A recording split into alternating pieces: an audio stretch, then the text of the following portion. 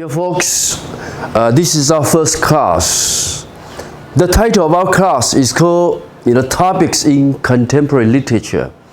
Actually, you might want to ask, why do we start this course with contemporary literature? Why contemporary? Some scholars might argue contemporary actually refer to the so-called new English literatures. Don't forget, we have an adjective new before English literature. Why new? Because if we look at the landscape, the literary landscape of the 21st century, you come to realize more and more writers from post-colonial lands, such as country in Africa, country in Central or South America, in Australia, in Singapore, even in Japan and China, which were not colonized by the West. We do find quite a lot of promising writers, authors, who start their writing career in English. So it's not a translation in English, but they write in English. So contemporary literature refer to this kind of new literature, new English literature. Of course, we do have writers from the United States, from Britain, from English-speaking countries, who still write in English and who have also become very well-known world writers. But our class will just focus on the so-called new English literature. Some scholars might argue, instead of saying new English literature, they might argue, okay, it's the so-called post-colonial literature. So I would like to start this class with the so-called post-colonial or new English literature. New English literature, usually this term actually is concerned with colonial and post-colonial writing, which emerged in former British colonies, such as parts of Africa, Australia, Bangladesh, Canada, Caribbean countries, India, Malaysia, Malta, New Zealand, Pakistan, Singapore, islands in the South Pacific, and Sri Lanka.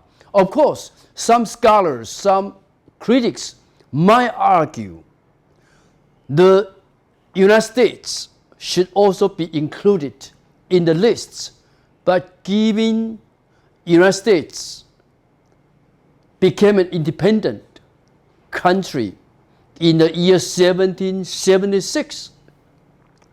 In other words, long before other colonies, and also its current position as the world's superpower, American literature is not usually considered as post-colonial.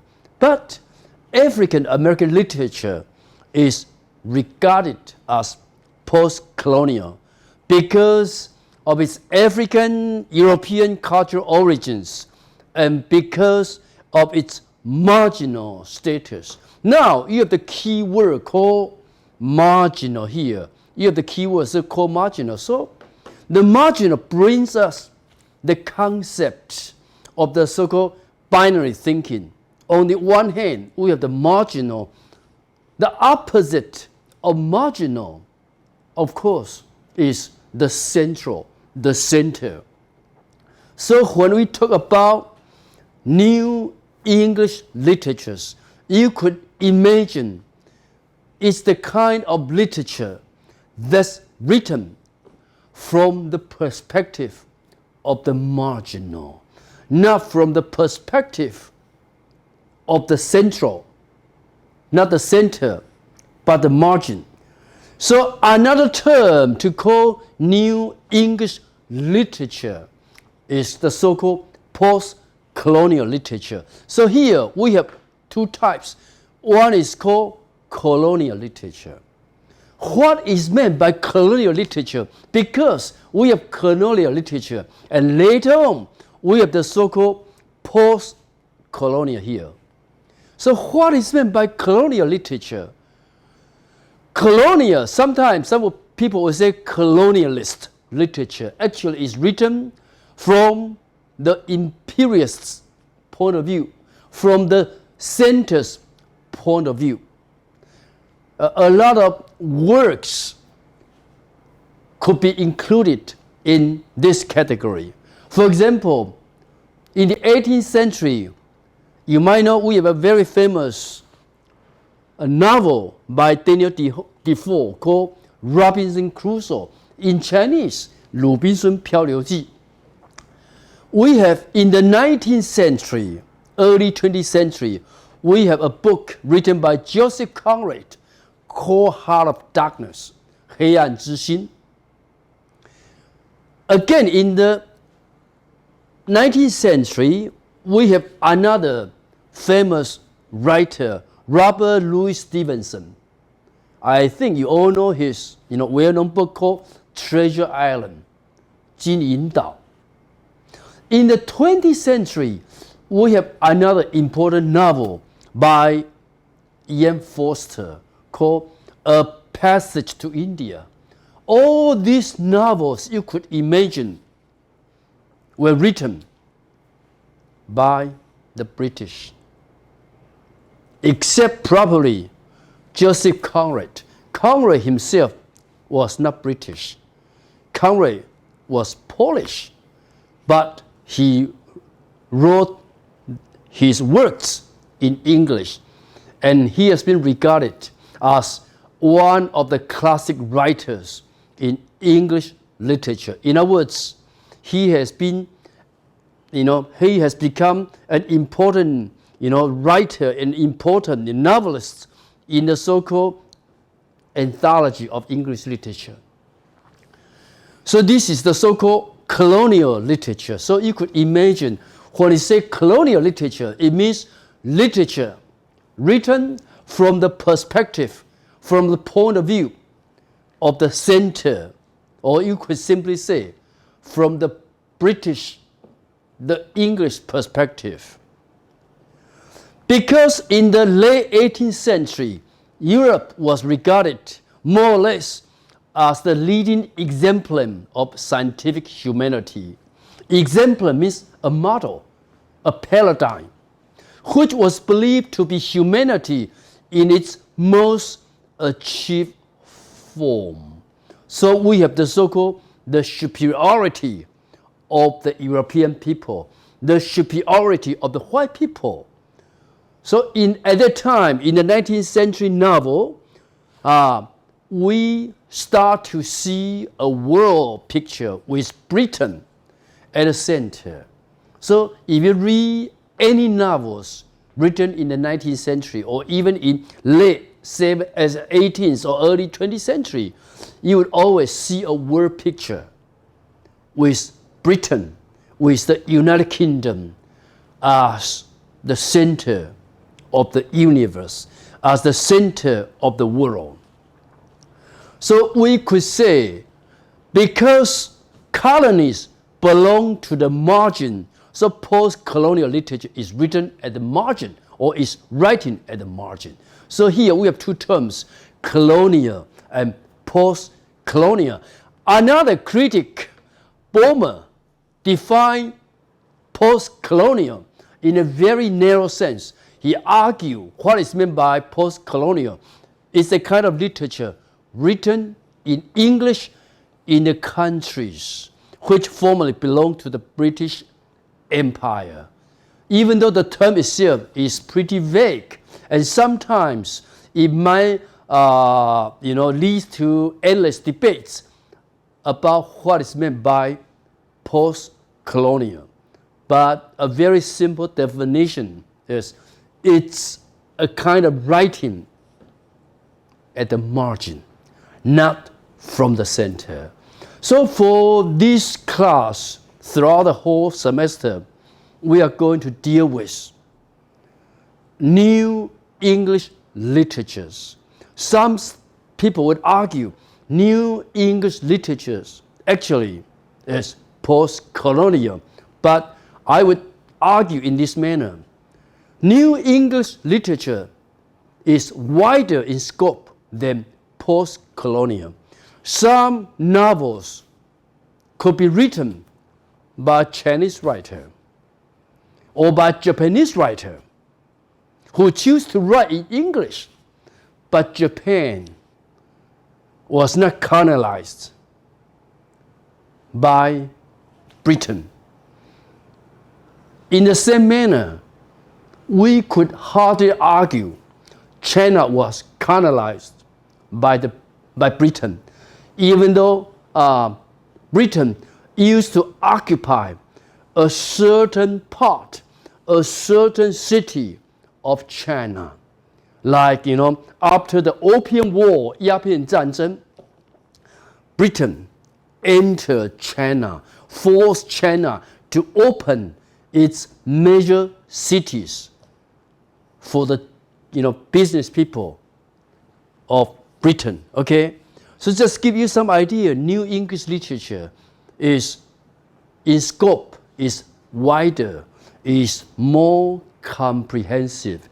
It refers to any literature written in English by writers who are not American, who are not British, who are not Australian, who are not Canadian. In other words, the writers whose mother tongue, whose first language is usually not English. This is a new phenomenon, the new landscape of the 21st century. So that is the reason why we offer this class, because we live in the 21st century. We should know what English in the 21st century looks like. For example, if you want to know how or what English looked like during Shakespeare's time, we need to read Shakespeare. If you ask me, what does contemporary English look like? How it looks? We need to read New English literatures. And you might also wonder why New English literatures have become more or less like the mainstream of literature. Of course, there are still many American writers, many English writers, very good writers who write in English. But New English literature have become more or less, like a mainstream. And you might argue why? Obviously, it has much to do with the status of the English language. If I ask you, who owns English? You could give me an easy answer. Of course, the American people owns English. The British people own English. The Australian people own English. In other words, English belongs to America. English belongs to Britain. English belongs to Australia. This could be true 30 or 40 years ago.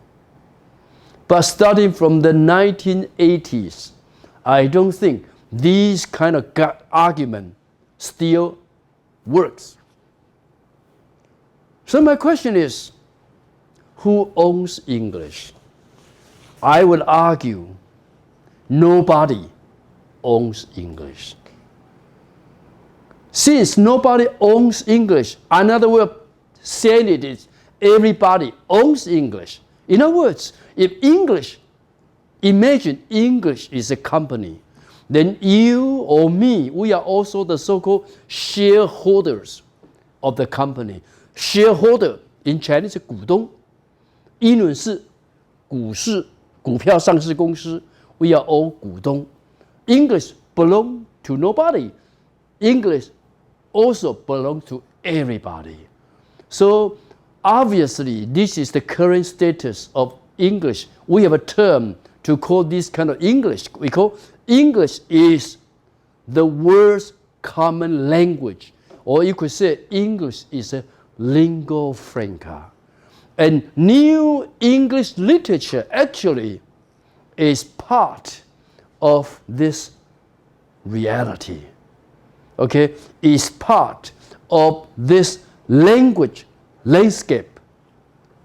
So for this semester, actually, because this is an undergraduate course, this is not a graduate course. So for this semester, we are going to cover 3 books, the so-called books in the category of new English literature. The first book we are going to discuss is called A Pale View of Heroes. Here we have 2 book covers of the same novel, but the key point is, here is the author of the book, the author.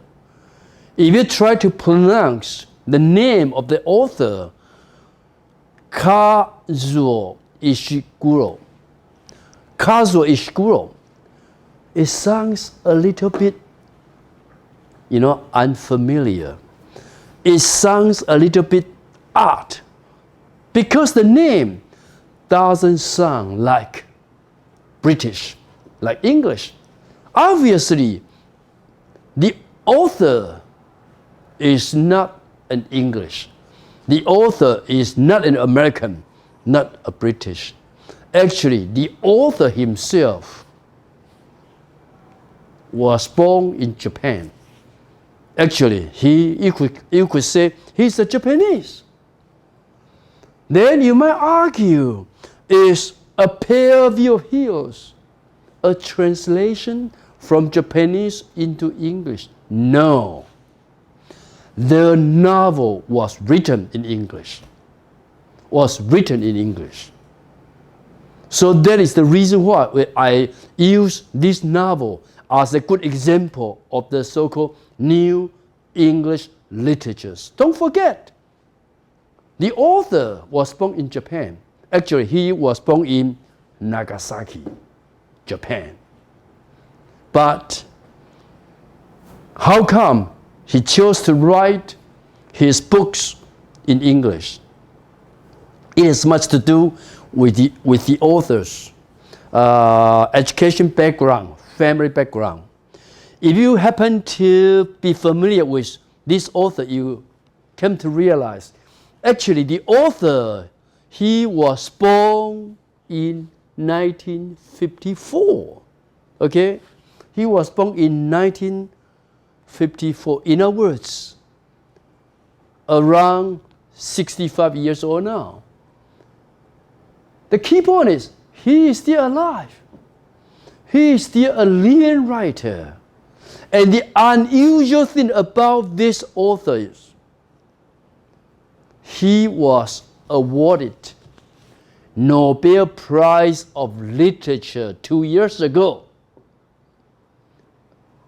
How amazing, how surprising. In English, not in translation. Okay? So, he has been regarded as a British novelist, also a screenwriter. He also wrote for the movies. And he was also a short story writer. And as I said, he was born in Nagasaki, Japan. And his family moved to England in 1960 when he was about 5 or 6. How come? You remember, offshore of Scotland, a big oil field was discovered in 1970s. It's called North Sea oil, 北海油田, one of the big oil fields in the world. Because the oil was discovered, they need a lot of technicians to work, okay, to get the oil from the bottom of the ocean. And Ishiguro's father, the author's father, he was a chemical engineer. Okay, he was a chemical engineer.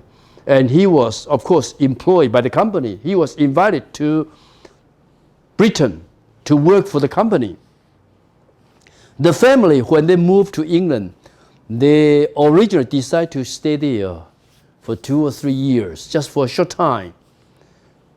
But eventually, the family decided to stay. So you could imagine Ishiguro later received his primary education, 小学, in the UK. His secondary education, secondary includes both junior high and senior high, also in the UK. And later he studied for the tertiary education. Tertiary means university, okay?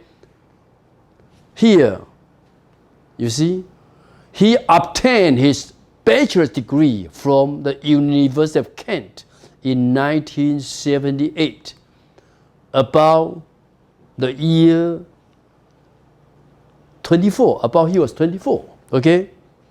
University of Kent, of course, is a big university, a very good university in the south of London. And then later on, he attended University of East Anglia in the eastern part of England. But he attended creative writing course, creative writing program. In other words, when he graduated from university with an English major, he might have already discovered his own interests, his own passion. He found that he had passion for writing. He was interested in writing. So he chose to study in a creative writing program, okay?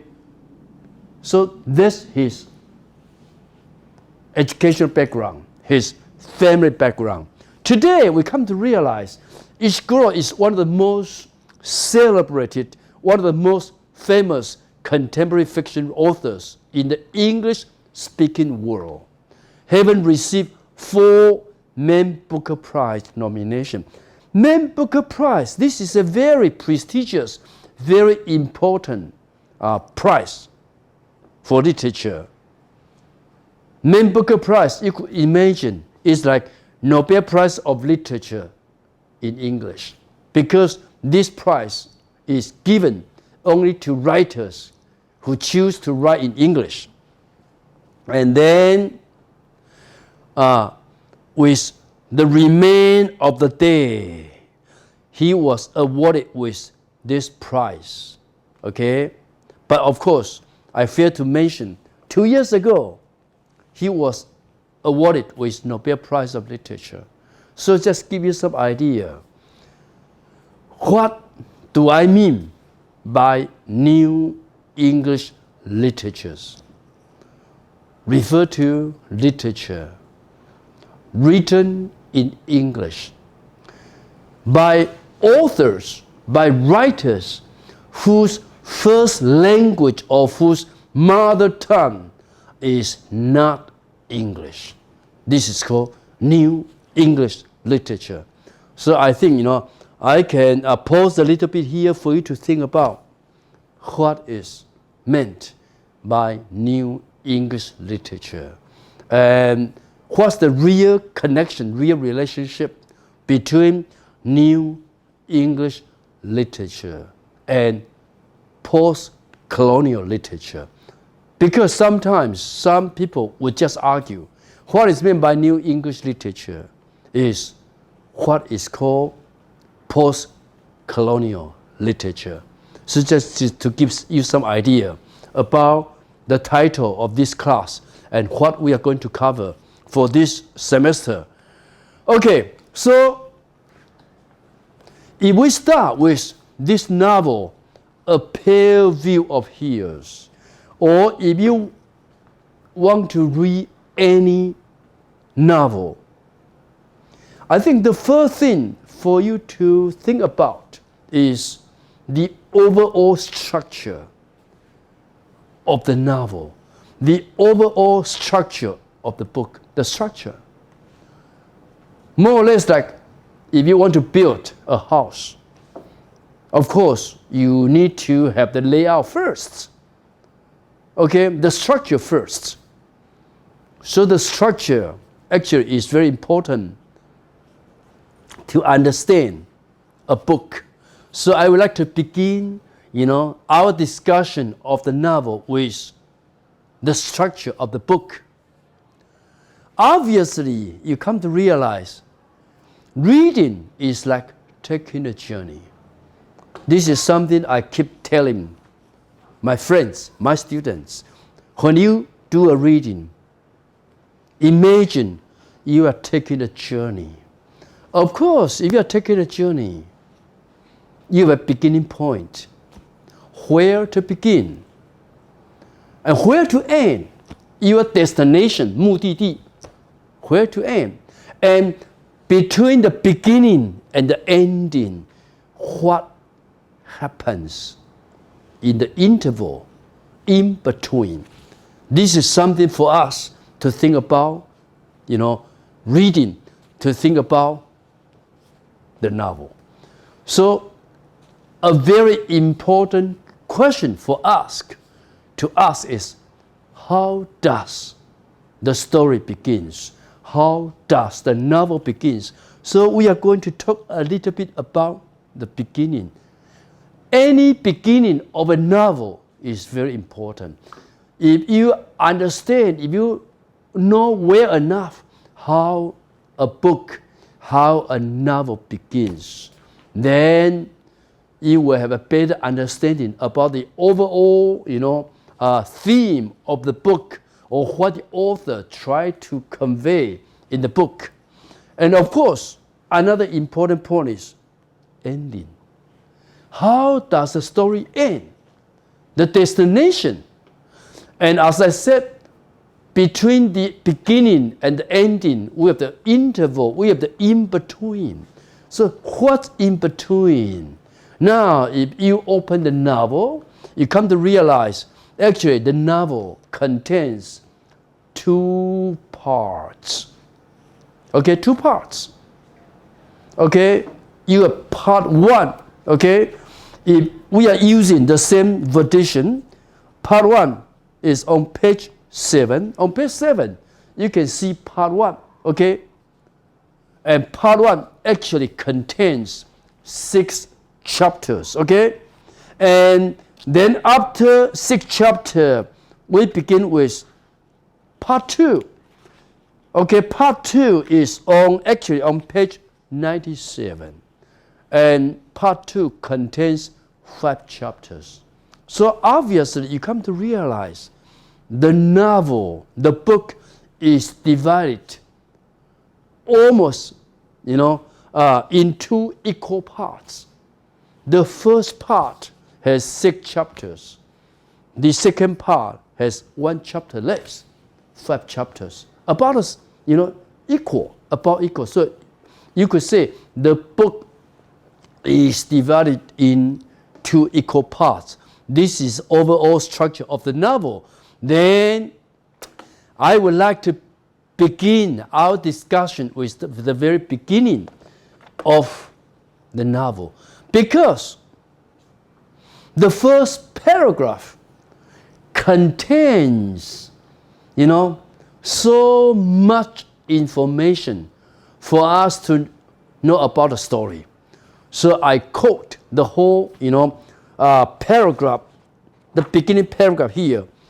It begins with Nikki. The name we finally gave my younger daughter is not an abbreviation. It was a compromise I reached with her father. For paradoxically, it was he, her father, who wanted to give her a Japanese name, and I, perhaps out of some selfish desire not to remind it of the past, insists on an English one, on an English name. the father finally agreed to Nikki, thinking it had some vague echo of the East about it. This is the whole beginning paragraph. It begins with Nikki. You might wonder, how come the first word of the novel is Nikki? Because we know Nikki is coming to visit the mother. Okay? If we say Nikki is the protagonist, 一个主角, then the protagonist is coming to the stage. 主角要上台啦，要上舞台啦。That is the reason why the novel begins with the introduction of Nikki. So why Nikki is introduced here? Because she's going to show up very soon. And the whole novel begins with Nikki, begin with the visit of Nikki to her mother. Of course, you can keep asking why Nikki came to see her mother. Why? For what purpose? Okay? And Nikki, we came to realize, Nikki, the name we gave my younger daughter, is not an abbreviation. You know abbreviation, like doctor, you would just write DR. Like master, you would just write, okay, MA, for example. This is called abbreviation, okay? Like Asia University, you would just put AU. This is abbreviation. But the speaker says Nikki is not an abbreviation. It was a compromise. The key word is compromise. You know, compromise means two people have different perspectives. Two people have different opinions. But in order to reach some consensus, some agreement, they need to give and take. 进步，进一步，退两步，进一步，退两步. This kind of negotiation is called compromise. So actually, it was a compromise. Compromise between whom? Obviously, between I and her father. So you could say I is the mother. So it's a compromise between the father and the mother. And you would think, this is very strange. Why some compromise is needed? Why some compromise is needed? Another way to see the paragraph is we have a Japanese name, we have an English name. So obviously, we could argue, we could say, it's a compromise between English and Japanese. It's a compromise between the English and the Japanese. Then who represent the Japanese? Who represent the English? Obviously, Nikki is a mixture of English and Japanese. Who represents Japanese? This I. Who represents the English? The father. Okay? The father wants the younger daughter to have a Japanese name.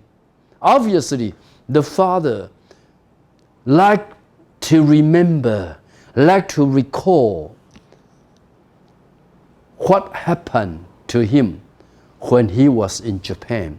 More or less, you could say he has a very good memory of Japan. But the mother, you can see here, perhaps out of some selfish desire not to be reminded of the past, insists on an English one. So the mother wants to give the younger daughter an English name. because he or she tries to forget Japan. Japan, to her, represents the past. And obviously, from the beginning paragraph, we come to realize she didn't have a good time in Japan. She didn't have a good memory of Japan. Whereas the father did have a good time in Japan, did have a good memory in Japan. So the father said, okay, please name our younger daughter a Japanese name. But the mother said, no, I just don't want the younger daughter to have a Japanese name. So finally, it's a compromise. Come up with Nikki. Nikki sounds like English, also sounds like Japanese. There is a reason why. It's a compromise. So obviously, even in the very beginning, we come to realize what is happening here. It's a compromise between two different cultures. It's a compromise between, on the one hand, the Japanese, on the other hand, the British, the English.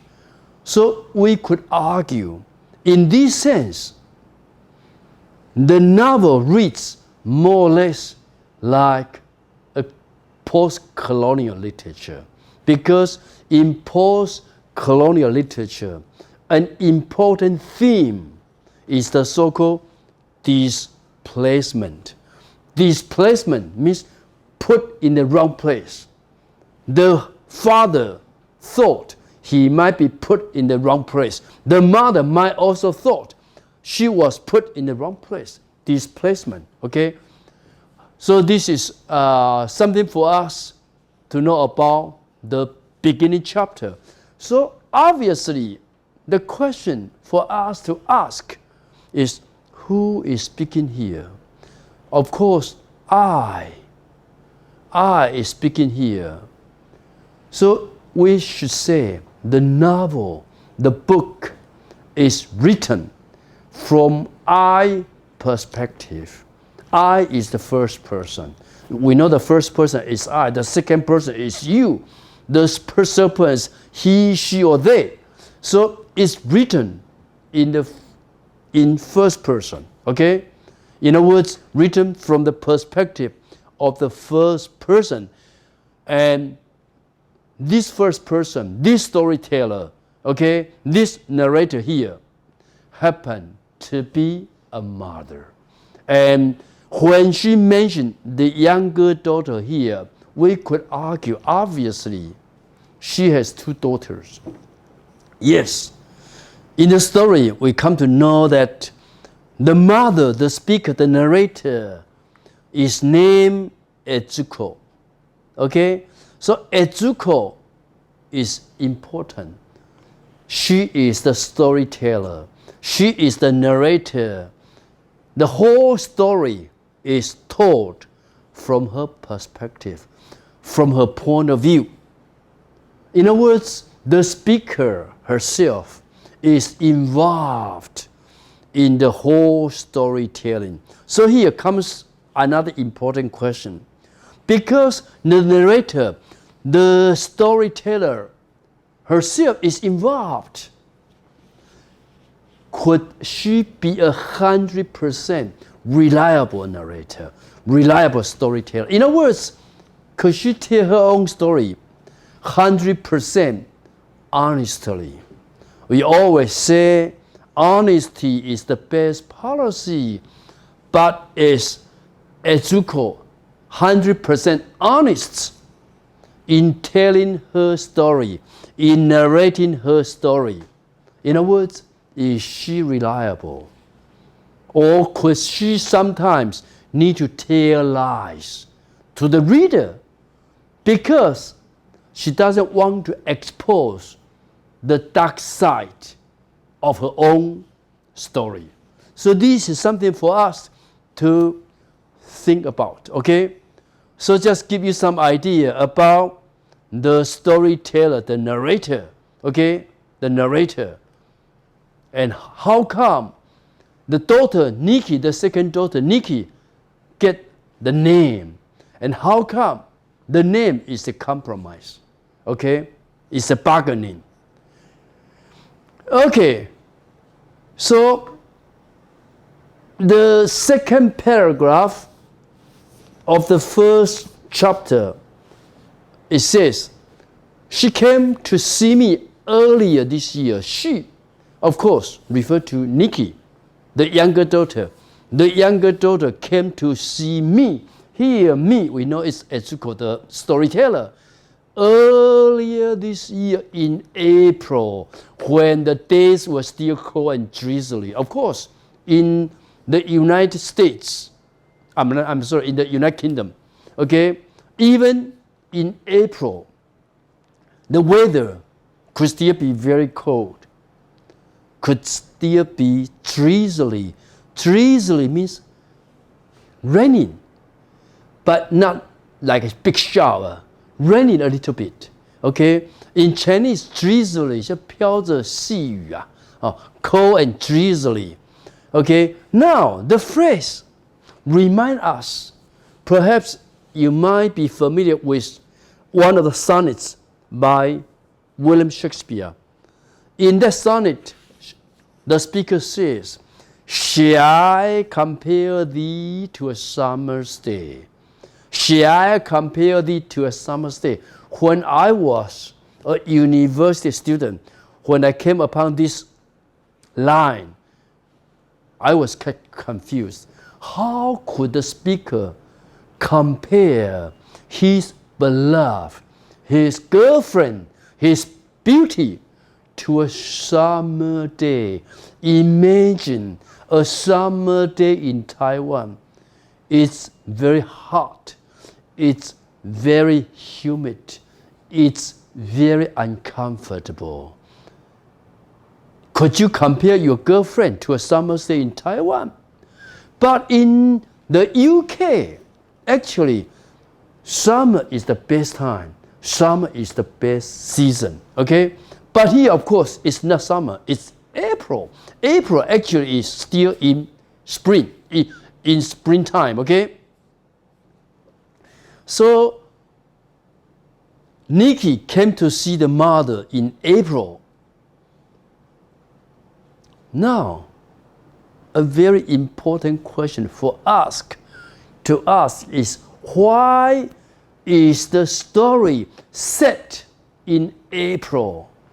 故事为什么把时间摆在4月天 ？Why？ 当然，在台湾我们有5月天嘛，有歌唱的5月天。那为什么这故事摆在4月天 ？How come? Why in April? Of course, the author could choose any month of the year as the setting. The author could say in May. The author could say in December or in August. 为什么12个月 of all the months in the whole year? Why in particular April?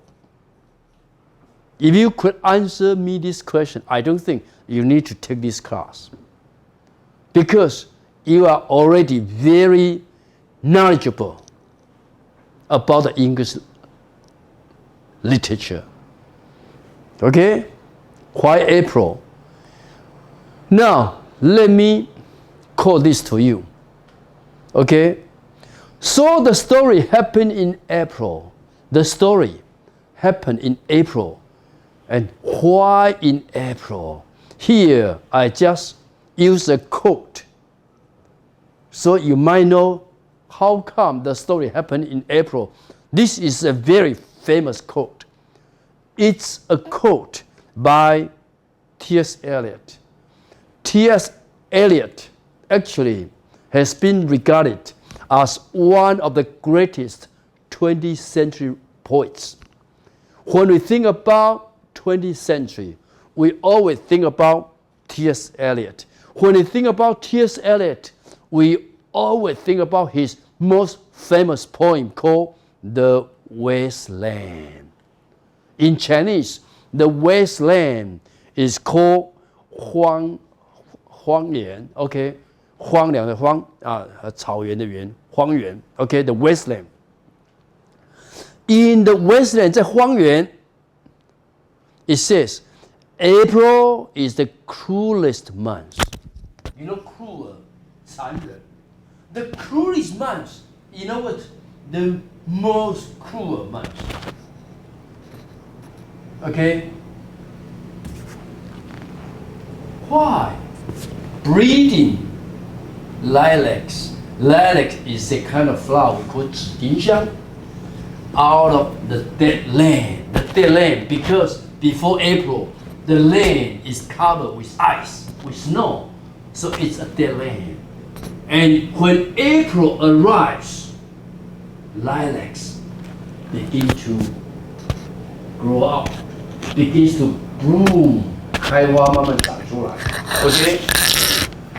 Mixing memory and desire. I think this is the key term to read this novel. The whole novel, you could argue, the whole novel talks about the narrator Ezuko's memory and desire. Would you follow me? That's the reason why the author set the story in April. Okay, in April, mixing memory and desire. And I would advise you to check memory and desire as two key words for you to understand, okay, the novel. You could say it's a story of memory and desire. If you want to write a short paper about the whole novel, you could say, yes, it's a book about memory and desire. And that is in the beginning. I ask you to listen to a beautiful melody in cat called Memory. That's the reason why we start this lecture with a song called Memory. Because the whole book is a book about memory and then desire. So don't forget, the whole story was set in April, when the day was still cold and drizzly. But what happened to Nikki? We mentioned in the beginning, Nikki came to see the mother. For how long? We don't know. But obviously, Nikki came to see the mother, and she planned to stay probably for 1 week, for 2 weeks, or even for 1 month. But we don't know exactly for how long. But the speaker said, perhaps she had intends to stay longer. But even the mother said, I do not know. But my country house and the quiet around the country house, etc. Before long, I could see she was anxious to return to her life in London. She left after 5 days. Very interesting. In other words, the story begins with the visit of Nikki, the second daughter, to the mother.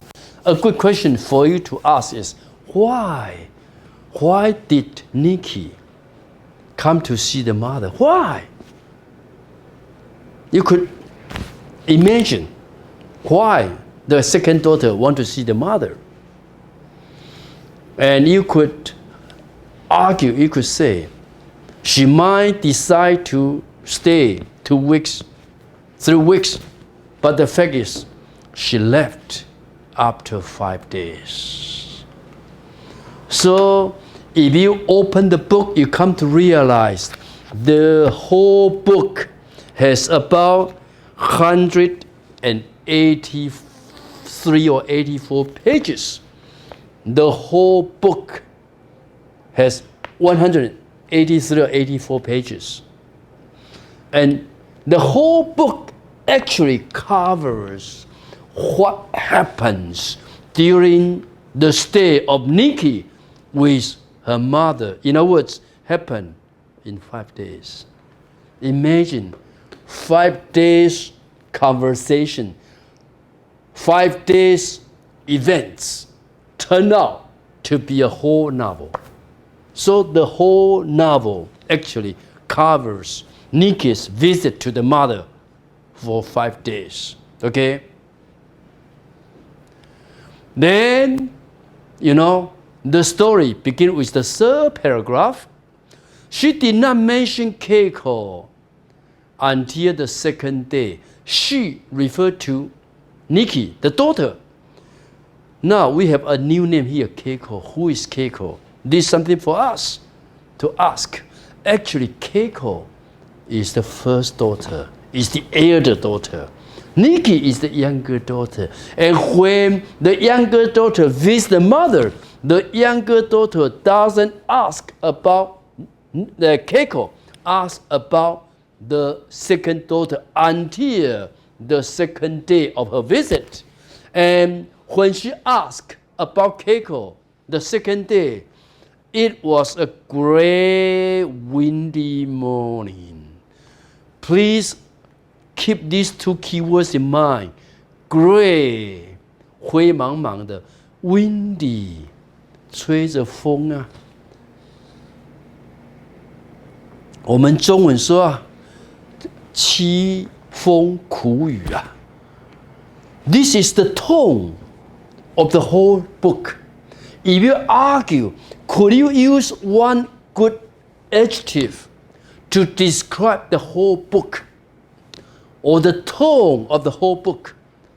整本书的语调 I would say the whole book could be described by these 2 keywords, gray and windy. Gray. Okay? Don't forget, the title is A Pale View of Hills. Pale actually means gray. 雾茫茫的啊 gray.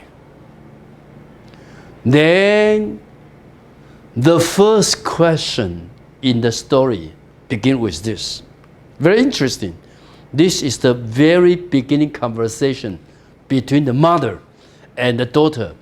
The younger daughter asked the mother, "Did you expect me to be there?" She asked. At the funeral, funeral. When we talk about funeral, we could imagine somebody must have died. Who dies? Obviously, Keiko died. Keiko, okay? The elder sister, the first daughter died. When the first daughter died, the second daughter, Nikki, chose not to attend the funeral. So you can see some new development between the relationship between mother, between first daughter, between second daughter. And I think, we begin, for this class, we just end with this. End with, the beginning of the story. For next class, we'll talk about the ending of the story. So this is a very interesting beginning. Okay? It begins with the name of Nikki, with the introduction of Nikki, and with the first question or the first conversation between Nikki and her mother. And their very first conversation turns around the first daughter, the elder daughter, Keiko. And Keiko, as we learn from the story, Keiko died already. So the whole novel is more or less like a memory of the dead daughter, a memory of Keiko, memory from the point of view of the mother, memory from the point of view of Nikki, the younger daughter. So each character has a different memory of the dead person, Keiko, in the story. And as I said, that is the reason why the whole story was set in April. And April is a month mixing memory and desire. Their memory of Keiko also leads to their desire to see Keiko once again. But Keiko is already dead. They try to see Keiko, but Keiko is already in the grave. Of course, in this sense, sometimes you could argue a pale view of here is a ghost story. Okay? And a ghost story is a good tradition, not just in Chinese literature. In Chinese literature, we know 聊斋志异, for example. It's a kind of ghost story. But the ghost story also has a long, good tradition in Japanese literature. So from this perspective, from this point of view, we might argue a pale view of here is a ghost story. Could you make this kind of argument, saying a pale view of here is a ghost story? My answer is yes. And we will be able to find some evidences, some good evidences from the story to support the argument that a pale view of here is a ghost story. Okay, so that's all for this class. For next class, we are going to talk about the ending of the novel. Thank you.